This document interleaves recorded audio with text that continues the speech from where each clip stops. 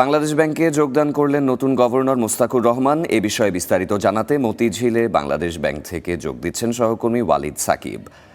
ওয়ালিদ, আজকে তো গভর্নরের প্রথম দিন এবং তিনি 11:15টার দিকে কেন্দ্রীয় ব্যাংকের কার্যালয়ে প্রবেশও করেছেন। তো প্রথম দিনে আসলে কি বার্তা দিলেন নতুন গভর্নর?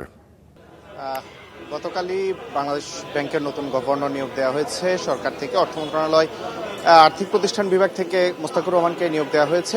তিনি আজ ঠিক 10:45 সকালে বাংলাদেশ ব্যাংকে প্রবেশ করেছেন। প্রবেশ করার সময় সাংবাদিকরা তার সঙ্গে কথা বলার চেষ্টা করেছেন, তবে তিনি আনুষ্ঠানিকভাবে কোনো ব্রিফ করেননি। শুধু তিনি বলেছেন যে তিনি আসলে এসেছেন, কাজ করবেন, তারপর আসলে তিনি কথা বলবেন। এখনই তিনি কথা বলতে চান না, সেটি তিনি বলেছেন। আপনি জানেন যে গতকাল যে ডক্টর আহসান এইচ মনসুরকে সরিয়ে দেওয়া হয়েছিল, সরিয়ে দেওয়ার আগেও তিনি একটি ব্রিফিং করেছিলেন। হুট করেই গভর্নরকে সরিয়ে দেওয়ার কারণে আসলে আলোচনা সমালোচনা শুরু হয়েছে দেশের বিভিন্ন অঙ্গনে। অর্থনীতিবিদরাও এর সমালোচনা করছেন যে হুট করে কেন আহসান এইচ মনসুরকে সরাতে হলো। এরপর হচ্ছে আপনি নতুন যে গভর্নর নিয়োগ দেওয়া হয়েছে, দেশের ইতিহাসে প্রথমবারের মতো কিন্তু একজন ব্যবসায়ীকে হচ্ছে গভর্নর হিসেবে নিয়োগ দেওয়া হয়েছে। তিনি তৈরি পোশাক রপ্তানিকারক যারা রয়েছেন তাদের সেই সংগঠন বিজিএমই এর একজন সদস্য ছিলেন স্ট্যান্ডিং কমিটির। এছাড়া তিনি সদ্য যে বাংলাদেশ ব্যাংক বিষয়ক বিজিএমই এর যে কমিটি ছিল সেটিরও প্রধান ছিলেন বলে আমরা জানতে পেরেছি। তো এমন একজন মানুষকে যখন বাংলাদেশ ব্যাংকের গভর্নর হিসেবে নিয়োগ দেওয়া হয়েছে, নানা আলোচনা সমালোচনা চলছে যে স্বার্থের সংঘাত রয়েছে কিনা ব্যবসায়ীকে, যেহেতু একজন ব্যবসায়ী আসলে যেহেতু দেশের ইতিহাসে প্রথম।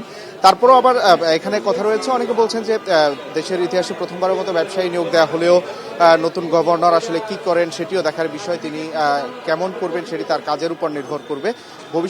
ভবিষ্যতে আসলে বলে দিবে যে বাংলাদেশ ব্যাংক এবং বাংলাদেশের যে অর্থনীতির যে বর্তমান পরিস্থিতি, এই অর্থনৈতিক পরিস্থিতি তিনি কতটা আসলে উত্তরণ ঘটাতে পারবেন, কতটা তিনি হচ্ছে অর্থনীতিকে টেনে তুলতে পারবেন, সেই বিষয়গুলো তারা বলছেন বিশ্লেষকরা। আর এর বাইরে হচ্ছে আজকে যখন তিনি বাংলাদেশ ব্যাংকে প্রবেশ করেন তখন সাংবাদিকরা তার সঙ্গে কথা বলার চেষ্টা করেছেন। তিনি আসলে তার নিজের ব্যক্তিগত গাড়ি নিয়েই বাংলাদেশ ব্যাংকে প্রবেশ করেছেন। বাংলাদেশ ব্যাংকের কোনো অফিসিয়াল গাড়ি তার তখন ছিল না। আমরা দেখেছিলাম তার ব্যক্তিগত একটি প্রাইভেট গাড়ি করেই তিনি এসেছেন।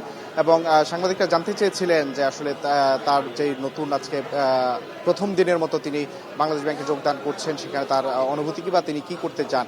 কিন্তু তিনি সরাসরি জানিয়ে দিয়েছেন যে তিনি আসলে কাজ করতে চান, পরে কথা বলবেন। এই ছিল নতুন গভর্নরের যোগদান বিষয় আমার কাছে সবশেষ। ওয়ালিদ, আপনাকে ধন্যবাদ।